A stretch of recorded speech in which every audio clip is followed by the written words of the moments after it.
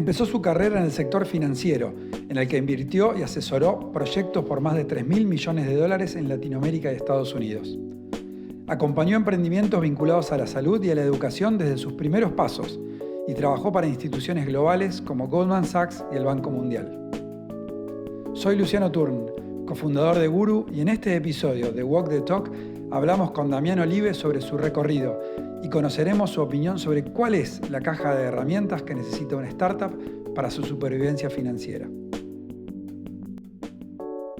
Bueno, Dami, participaste y estuviste en contacto con muchos proyectos innovadores en salud y fuera de la salud en toda Latinoamérica, a través de tu trabajo previo en el Banco Mundial, en el EFC y en otras experiencias. Me gustaría que me cuentes qué particularidades crees que tiene el segmento de la salud, de innovación en la salud en la región latinoamericana. Sí, mira, te diría, son dos o tres características salientes, además de muchas en comunes con otras, pero una te diría es la calidad muy alta de los emprendedores que tienen un muy buen conocimiento de cómo funcionan los sistemas tradicionales y de qué se puede hacer para mejorarlos o directamente para sustituirlos, ¿no? Es un sector grande y complejo y por lo menos yo estoy muy impresionado con cómo los emprendedores que se meten saben de lo que están hablando y saben lo que están haciendo.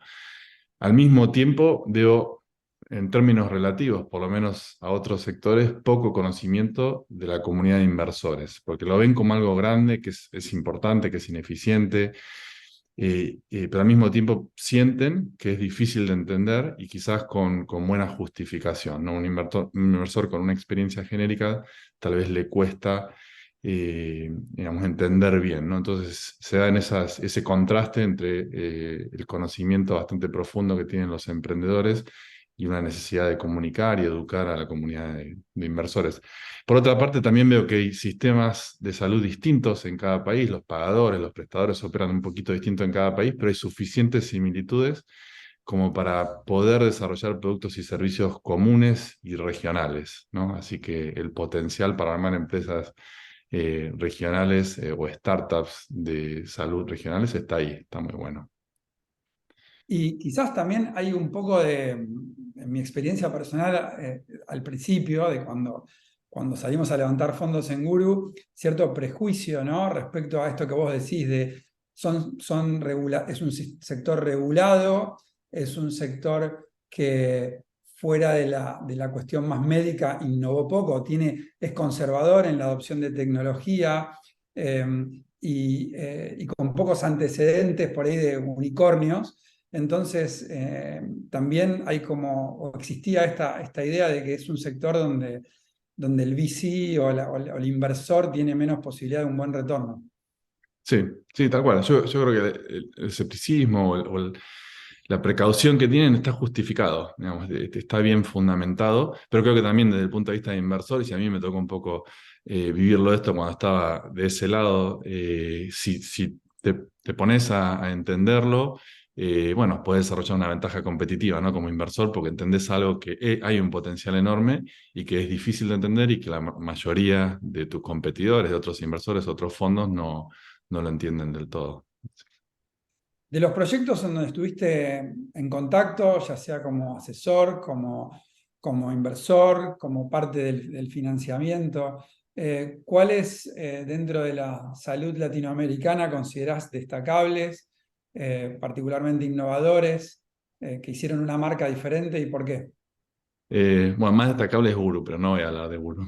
Este, hay otro que creo que está bueno también mencionar, con el que estuve involucrado y conozco a sus fundadores hace un tiempo, que es Mamotés, que es una empresa que hasta hace poco era una empresa tradicional de servicios de salud, de prestación de salud, o innovando en lo que es mamografías, que tiene sus particularidades, y el negocio en los últimos años se está transformando en un negocio de datos. Y creo que es súper representativo de lo que está pasando en el sector, tanto para empresas tradicionales como para los que están haciendo emprendimientos nuevos, ¿no? Ellos pasaron de ser alguien que daba, digamos, justamente mamografías en lugares de bajos recursos y de bajo acceso a servicios de salud, a asociarse con una startup de datos clínicos europea y para reenfocar el negocio hacia vender datos a empresas farmacéuticas, multinacionales, ¿no? ¿Cuál es el insight ahí? Lo que me parece espectacular, que los datos son más, se dieron cuenta ellos, ¿no? Como grupo de emprendedores, que los datos, el dataset que generan dando sus servicios de mamografía, son más valiosos que, que vender el servicio en sí. Ese es el insight y creo que es súper representativo de lo que está pasando en el sector. Clarísimo, y eso por ahí va a llevar también o lleva a toda esta legislación que eh, busca regular, ¿no?, el uso de datos, se está viendo fuera de la salud y en la salud, ¿no? ¿Para qué se usan los datos? De qué manera como permito, ¿no?, yo como dueño de mis datos personales que se usan. Sí, sí, tal cual. La verdad que eso es bien difícil, es un dolor de cabeza, pero el propósito es espectacular y en definitiva hay que apostar a que va a salir, ¿no? A que se va a poder generar esa innovación regulatoria, si se pueden unir esas dos palabras, porque la finalidad es buenísima. En este caso es entender todo el patient journey, ¿no? De una mujer que tiene un diagnóstico de cáncer de mama y cuáles son los tratamientos más efectivos de acuerdo a su edad, y otras características personales y usar esa data para beneficiar a otras mujeres. O sea, qué mejor propósito que ese, hay que encontrarle la vuelta regulatoriamente. Seguro. Em, Te hablo un poco el angular y en base a estas experiencias y conocimiento de proyectos innovadores en la salud y también, como decía antes, fuera de la salud, en otro tipo de emprendimientos en la región, ¿qué te parece? Porque sí sabemos que la tasa de éxito y supervivencia de los emprendimientos es bien baja y es bastante más baja que la que el público en general cree, porque está acostumbrado a leer en los diarios, ¿no?, los grandes casos de éxito de los emprendedores que dejaron la facultad y arrancaron en un garage y explotaron, pero la mayor parte de los casos no es así. ¿Qué te parece que si tuviéramos que definir como un kit de herramientas, ¿no?, fundamentales o que pueden mejorar las chances de éxito de ese emprendedor o de ese equipo de emprendedores? ¿Qué debería tener este equipo, este set de herramientas, este starter pack para un equipo emprendedor para maximizar las chances de éxito? Sí, obviamente son parecidas a las de cualquier emprendimiento, pero por ahí vale la pena subrayar dos o tres que son todavía más importantes en salud.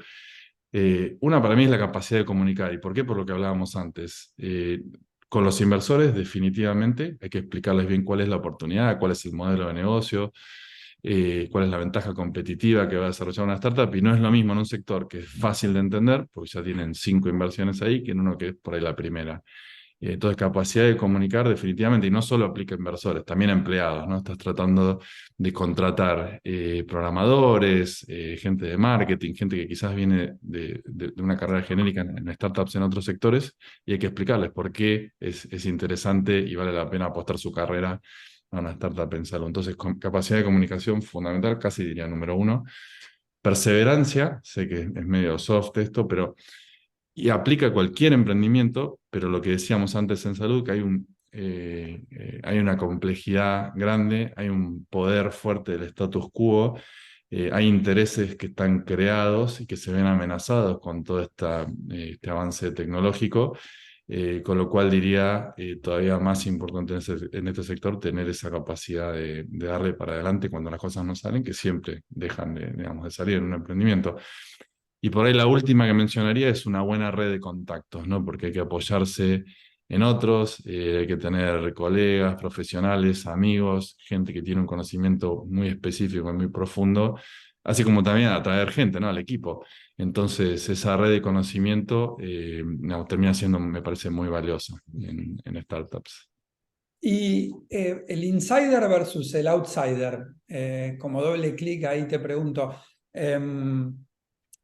¿cuáles ves si es un equipo de gente que viene trabajando en la salud y conoce desde otras experiencias, ya sea porque trabajó en hospitales o en farma no sé, en consultoría de salud, versus alguien que por ahí viene de innovar en una startup tecnológica que hacía, no sé, e-commerce, como ejemplos?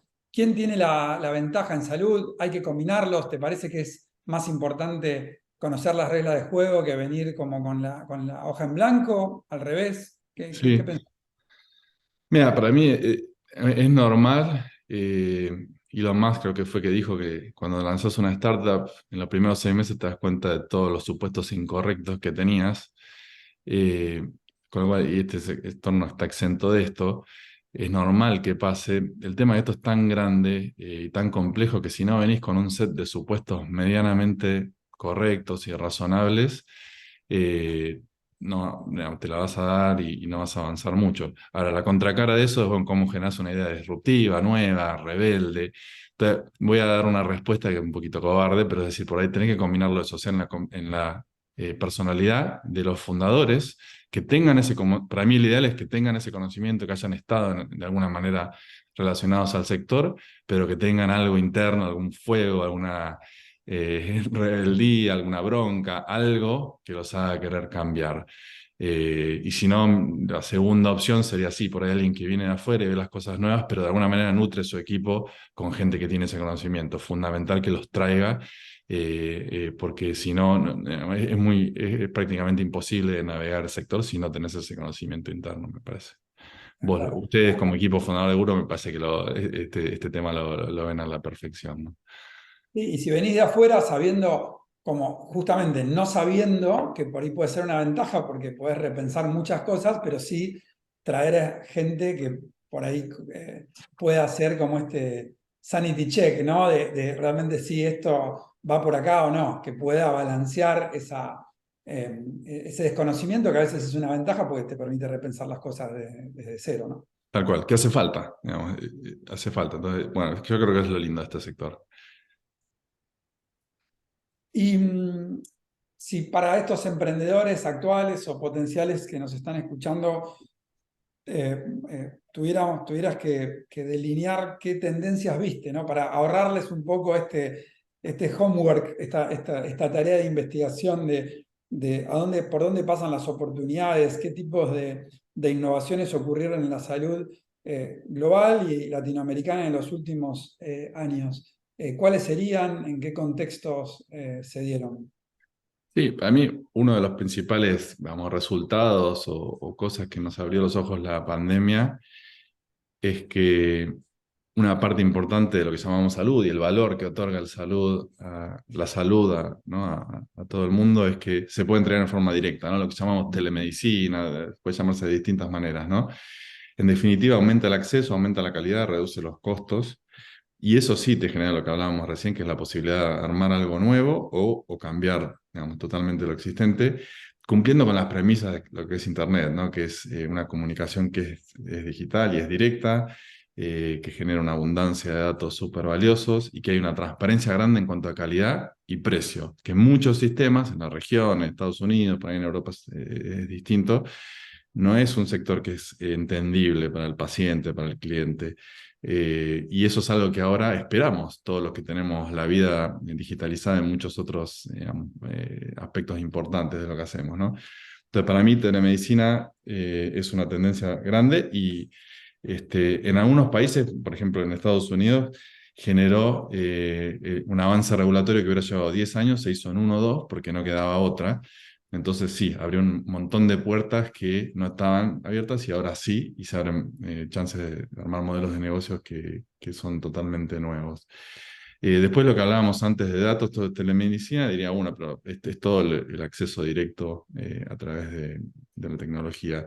Dos, es la creación de datos, que puede ser todo lo clínico, como el ejemplo que hablábamos antes de Mamutes, lo operativo, que es el enfoque de Guru, combinación de eso. Eh, bueno, es algo que genera una riqueza enorme que está totalmente sin utilizar en este momento, así que diría que ese es otro punto. Y para mí lo más interesante es cómo combinar tecnología con productos, con servicios y con datos para armar empresas grandes, ¿no? El sector de la salud representa, creo que es más o menos, vos lo debes saber mejor, 10% del PBI global, en algunos países es más todavía, y sin embargo, si vos mirás la capitalización de mercado de las empresas más grandes del mundo, hay una sola que sea prestadora de salud, que es United Health, que tiene una capitalización de mercado de más de 400 mil millones de dólares. Después hay algunas farmacéuticas, hay algunas de medical devices tipo Medtronic y demás, Johnson Johnson. Pero ¿cómo puede ser que empresas prestadoras y pagadoras no haya realmente monstruos grandes? Yo creo que lo interesante que genera este mundo de avances tecnológicos rápidos es esa chance de que haya varias empresas de esa magnitud de más de 100 mil millones de dólares y que en Latinoamérica se pueden generar empresas regionales que hoy día no existen, enormes a raíz de todo esto. Y quizás también ese tamaño de mercado es lo que ven las grandes tecnológicas para querer meterse en la salud, ¿no? Mm. Amazon, un Microsoft, un Google, que todavía creo que no le han encontrado la vuelta, pero están viendo eso, ¿no? Quizás cómo no existe un Amazon que sea un Amazon de la salud, por el tamaño del mercado del que estamos hablando, ¿no? Sí, totalmente. No es casualidad. Mencionaste esas tres, están siendo en forma directa por ahí con sus negocios B2B y en algunos casos B2C. Y si lo escuchás a Tim Cook, dice que el principal legado de Apple va a ser en salud, todo lo que están haciendo alrededor de sus devices, ¿no? Eh, todos lo ven, y es difícil y es enorme. La realidad es que no es suma cero, se puede crear un montón de valor, no es que va a ganar uno u otro, creo que hay lugar para que surjan muchos nuevos. Espectacular. Te llevo a un poco más la cuestión conceptual de la innovación. ¿Qué es, no? La innovación? Es una buena idea, quizás en el contexto de la salud todavía puede ser más específico, pero ¿es solo o es una buena idea? ¿Es una buena idea con, con una muy buena ejecución? ¿Qué, qué debería yo saber si quiero hacer una empresa innovadora? Eh, ¿De qué se trata, ¿no? Ese camino. Eh, sí, no, digamos, en cuanto a si la innovación es, sí, claramente es una buena idea y es de ejecución, diría que con la buena idea obviamente no alcanza, que emprender es muchísimo más difícil de lo que parece desde afuera, sobre todo para los que están emprendiendo por primera vez. Lo que se lee en los medios o en social media, digamos, es comparable a la versión Instagram de la vida, ¿no? Donde todo el mundo reporta el 5% de sus mejores días, o el 3% o el 1% de sus mejores días, y nadie te reporta los dolores de cabeza, no sé, las 50 pitches a inversores que no funcionaron y demás, los clientes, las ventas a clientes que no salen y demás. Para mí la principal sugerencia, si alguien quiere innovar en este sector, tiene en realidad poco que ver con la idea en sí. Creo que está claro que la idea tiene que ser buena, que no, si arrancas de una mala idea no vas a llegar muy lejos, tenés que arrancar de una buena idea, pero hasta ahí llegás con la buena idea. Lo principal es entender bien por qué se meten a hacer esto, porque eso es lo que te va a dar la energía para seguir cuando todo el resto, incluido por ahí tus familiares, amigos, tu esposa o esposo, tus cofundadores, tus potenciales clientes, todos te estén diciendo que tenés que parar y cortarla. Ahí lo único que te va a quedar es la razón por la que te metiste, que es fácil de olvidar después con la lucha del día a día. Mm. Eh, y además de eso, o digamos, diría, en conjunto con eso, esto de innovar, de meterse a armar una startup, tiende a ser muy solitario. Incluso si tenés cofundadores, incluso si tenés cofundadores espectaculares con los que te haces amigos, hay muchas decisiones que son personales. Entonces, estar listo o lista para un camino que va a ser largo, que a veces va a ser solitario, que por momentos va a ser súper decepcionante, pero que si sabes por qué te estás metiendo, digamos, no tiene final. Es una manera de vida que elegís y estás innovando por algo que te importa a vos, ¿no? En el caso de salud, bueno, es clarísimo. Querés dar algo mejor porque importa que se dé mejor salud. O sea, eso me hace acordar, no es un libro que en realidad entiendo que este libro que menciono, que se llama el Infinite Game o algo así, que salió hace poco de Simon Sinek, es como, es la reversión de un libro que ya tiene muchos más años, que habla de esto de los juegos finitos versus los infinitos, ¿no? Como ¿Sí? un partido de fútbol, un juego de un deporte que tiene que arranca, tiene reglas, tiene un final, tiene un ganador, un empate, un perdedor, versus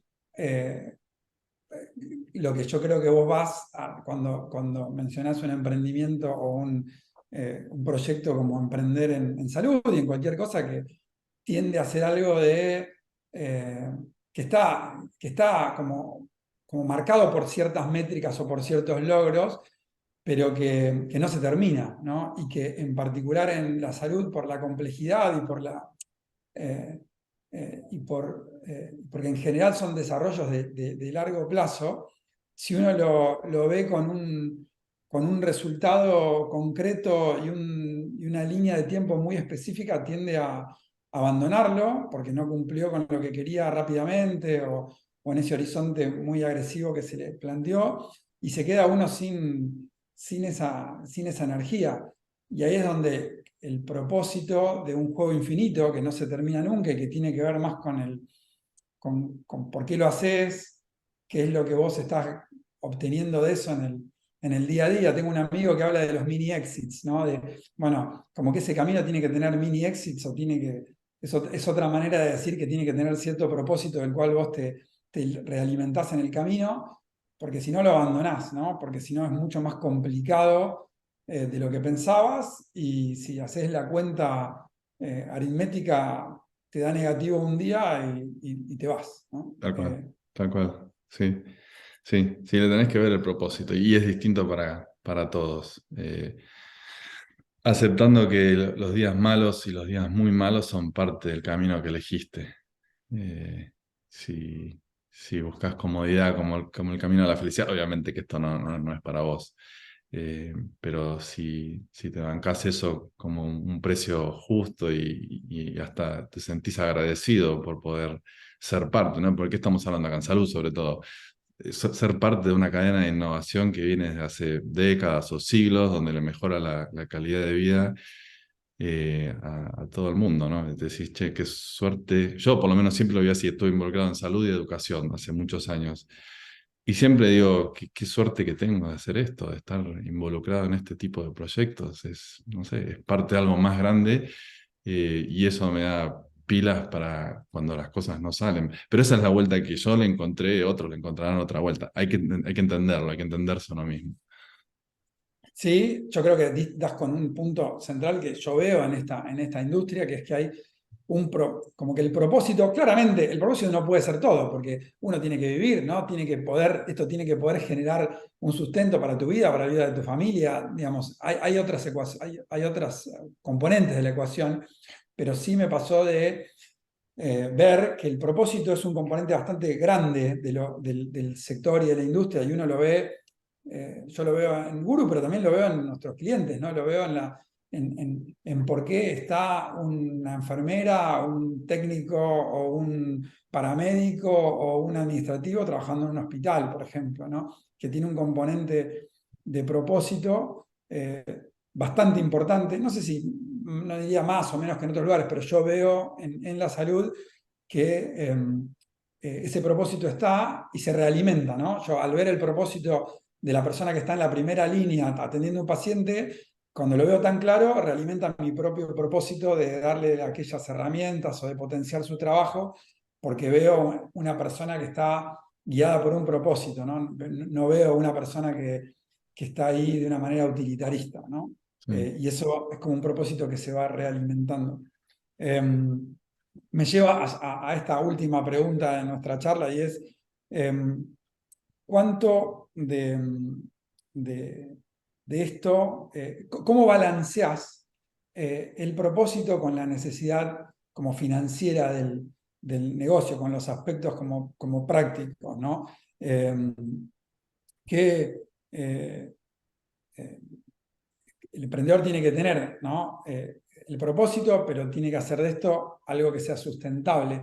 ¿Hay algún tipo de consejo, de habilidad que uno tiene que tener, soft, hard, que permitan llevar estas dos cosas de una manera equilibrada, ¿no? El propósito y el negocio sustentable con un modelo de negocio que sea que prospere y que permita, bueno, justamente hacer de esto algo bien grande y que no se corte. Sí, mira, te diría hay dos aspectos de eso. Uno, que es la parte de la empresa, y por eso lo dejo para la segunda parte, y otra que es personal. Y en base a una experiencia mía, de un error de 2 o 3 años, yo trabajé 20 años en el sector corporativo, financiero, y después hace 5 o 6 años me decidí emprender y largarme por mi propia cuenta en ese momento concentrado, muy concentrado en educación. Y pensé que con el propósito alcanzaba, si bien había hecho un planeamiento de mis finanzas personales durante varios años, dije, ya está, ya llegué, ahora es todo propósito, y me olvidé de esa parte y fue un error grande, muy Mm. grande. Entonces, mi principal recomendación a las emprendedoras o los emprendedores que deciden meterse, esto es específico a la edad, no es lo mismo una persona de 25 que 35, que 45 años, no es lo mismo si tenés familia o no tenés familia, si tenés hijos, una esposa, un esposo que depende de vos o no, pero que en conjunto llevas la economía familiar. Entender esa situación, te diría que es fundamental por lo que hablábamos antes, la perseverancia es muy importante. Si no tenés vamos, energía, gasolina financiera para bancarte los años que hace falta para que una startup crezca y sea rentable y te pague un muy buen sueldo, te vas a quedar en el camino por una razón que es externa al emprendimiento. Si la idea puede ser espectacular, vos podés ser un emprendedor genial en la ejecución, de equipo de fundadores, 10 puntos, todo bien, pero te das cuenta que estás estresadísimo con temas de finanzas personales que pueden venir por distintas maneras. De distintas, se pueden generar de distintas maneras, pero eso hay que planearlo bien y no hay que ignorarlo, es muy importante. Y es importante para charlar con tus cofundadores y con los inversores, no es externo, no hay que ignorarlo como hice yo. En cuanto a partes concretas que mezclan ya las finanzas personales del emprendedor y la empresa, hay dos preguntas por lo menos bien importantes que son, si vas a invertir en tu emprendimiento, ¿cuánta plata poner? ¿Qué porcentaje de tu patrimonio arriesgar? Es importante que haya skin in the game. Yo creo que está muy bueno meter una porción importante. Voy a tirar un número porque a mí no me gusta la gente que habla de cosas y después no te lo lleva a la tierra. Yo diría que entre 20 y 30% del patrimonio de una persona está bien, un poco más también, menos por ahí es un poco poco, más empieza a ser arriesgado. Si vos metes el 80% de tus ahorros en tu emprendimiento, le generas un estrés a la empresa que no la ayuda. Porque ahora sí es a todo o nada. Y si es nada, y tenés hijos, y tenés una esposa o un esposo, que dependen de esa apuesta, empieza a ser contraproducente. Entonces, pensar muy bien si vas a invertir en tu propia startup, buenísimo, muy buena idea, demuestra convicción a los inversores y a los empleados que se sumen, les demuestra que tenés convicción en lo que estás haciendo, pero cuidado con calibrar bien el monto y es en relación tuya, no importa cuánto necesite la empresa, si es poco, decir, che, pero no es nada en relación a los millones de dólares que necesita esta empresa, no importa, es personal, acá lo importante sos vos, el emprendedor. Eso es una decisión que hay que tomar. Y la otra es qué sueldo pagarte, ¿no? Sos el jefe, la jefa, o ustedes como cofundadores son los jefes, qué sueldo pagar. También es una pregunta importante y difícil en los primeros años, porque seguramente no va a ser un sueldo de mercado, no va a estar a la altura de lo que vos estás entregando como valor, las horas que le metés, el talento, el esfuerzo. eh, pero tiene que ser, al mismo tiempo tiene que ser algo que más o menos te permita no estresarte porque no puedes pagar el colegio de los chicos o porque estás juntando deuda en la tarjeta de crédito. Que de nuevo, no es lo mismo. Si lo haces a los 25 años, no hay problema. Hacelo porque tenés toda una vida para rehacerte de ese error. Si emprendes a los 45 y estás generando deuda por tu emprendimiento, es otra ecuación muy distinta. Entonces, tener en cuenta eso. Entonces, ahí eso es finanzas personales, al final combinado un poco con las finanzas de la startup. Con relación a la startup, diría dos cosas. Uno, no meter la cabeza adentro de la arena, no ignorar los números, por más que sean pocos, porque al principio de un proyecto hay pocos números financieros, conocerlos bien. Y armar una capacidad de eso, de entender bien los números, ¿no? Sea los unit economics, o sea los márgenes, entenderlo bien, estar encima de los números desde el momento cero y conocerlos bien, poder explicárselos a un inversor, a los empleados, a uno mismo. Y no mentirse, ¿no? Que es bien fácil mentirse a uno mismo, realmente ser objetivo.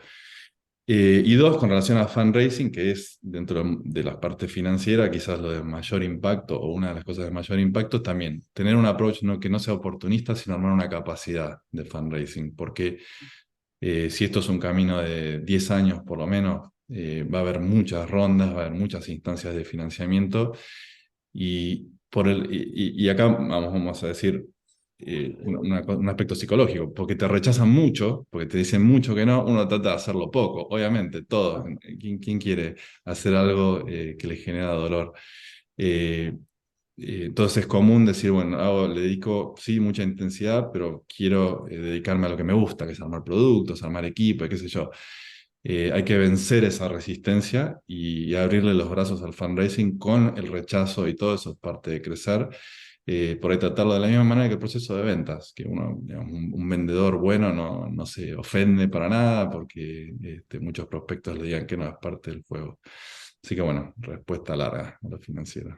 Dami, me pareció una excelente combinación de lo que vos hacés, ¿no? Dar como marcos conceptuales buenos, pero después bajarlo a la tierra y hablar de porcentajes, hablar de habilidades concretas. Me parece que es súper útil. Creo que esto es un excelente cierre práctico eh, y también de estilo de vida, ¿no? Sobre la charla que tuvimos. Te agradezco un montón. Yo en particular siempre aprendo de vos, así que espero que esto también haya sido extensivo para quienes están escuchando este podcast. No, muchas Gracias, gracias. Dami, por el tiempo. Gracias a vos, espectacular, como siempre. Un abrazo.